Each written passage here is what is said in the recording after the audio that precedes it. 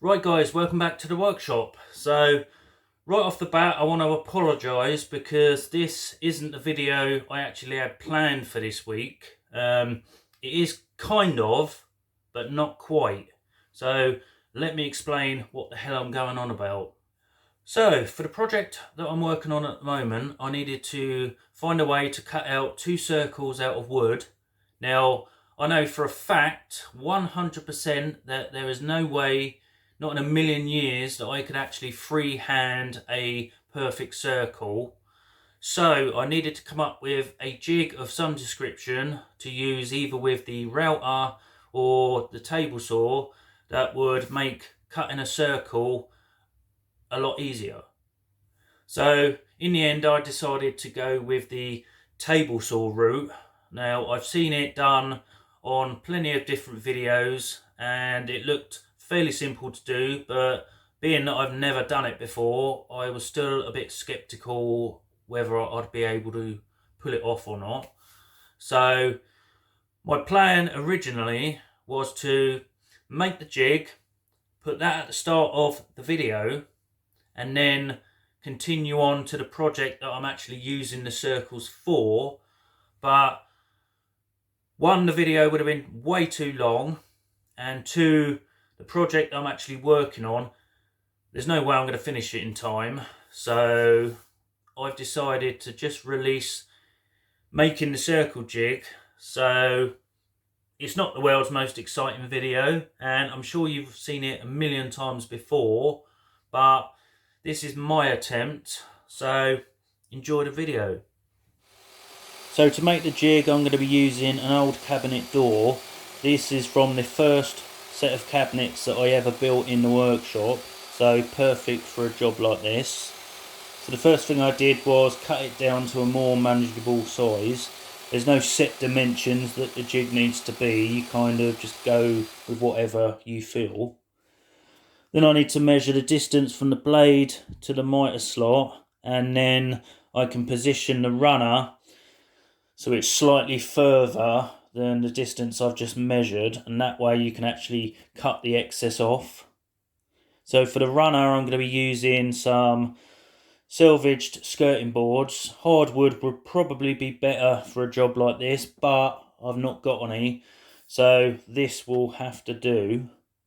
And then I can just position it using some Starbond CA glue and activator, and then once it's dried I can drill some pilot holes, countersink the holes and attach it with screws. And you want to make sure that the screws are properly countersunk, because the last thing you want is to scratch the surface of your table saw.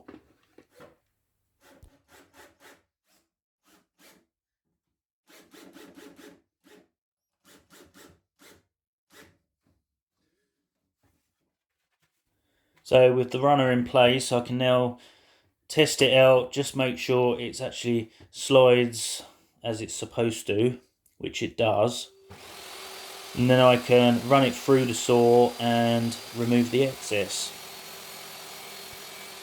And you'll also notice that I had to lift the back edge of the jig up in order to finish the cut, and that's because I've not actually routed the mitre slots into the new workbench top yet, and there is a reason why I've not done that, but that's for a different video altogether.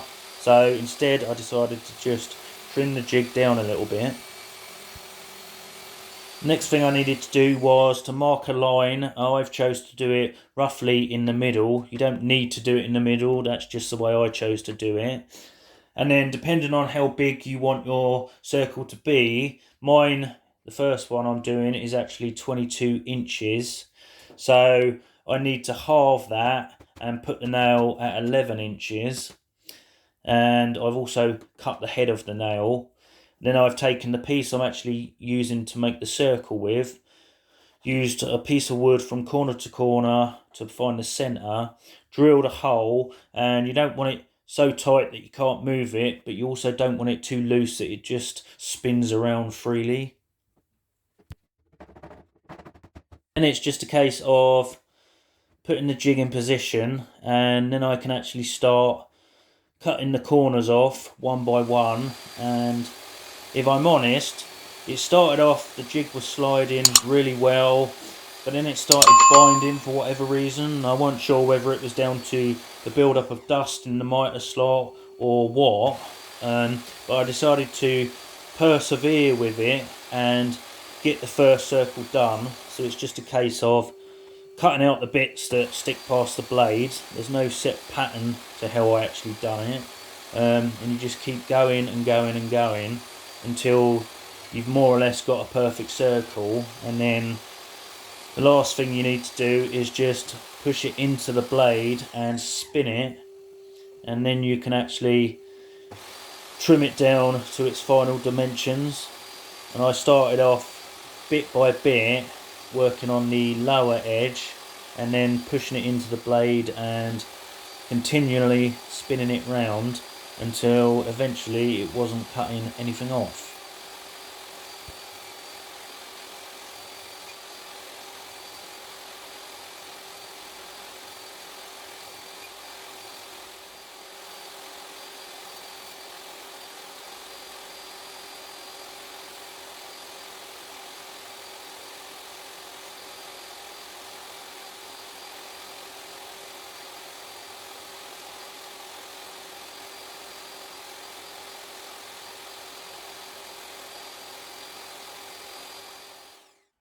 And what do you know? I have one perfect looking circle.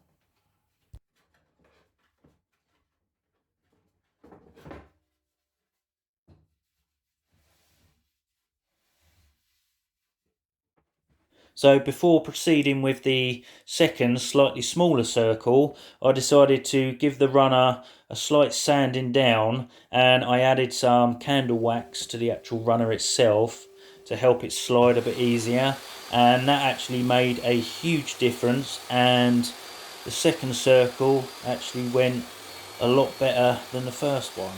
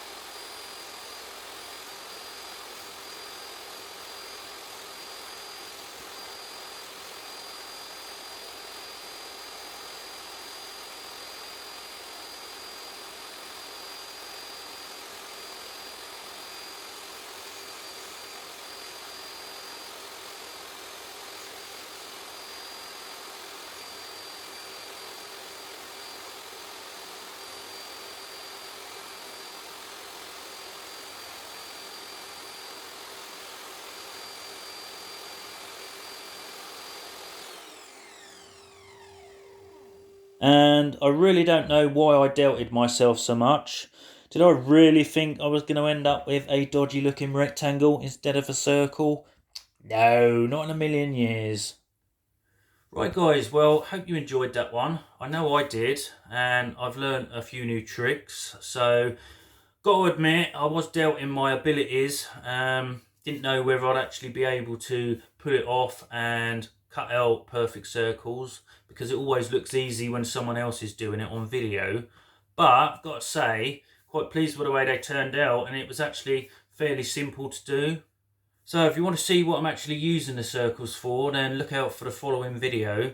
And if you're not yet subscribed to the channel and you like woodworking, DIY or tool reviews, then why not consider subscribing. And you can also follow me on Instagram now, so head over there and give us a follow, much appreciated. So until the next video, stay safe and you'll see me in the next one. Cheers for watching, guys.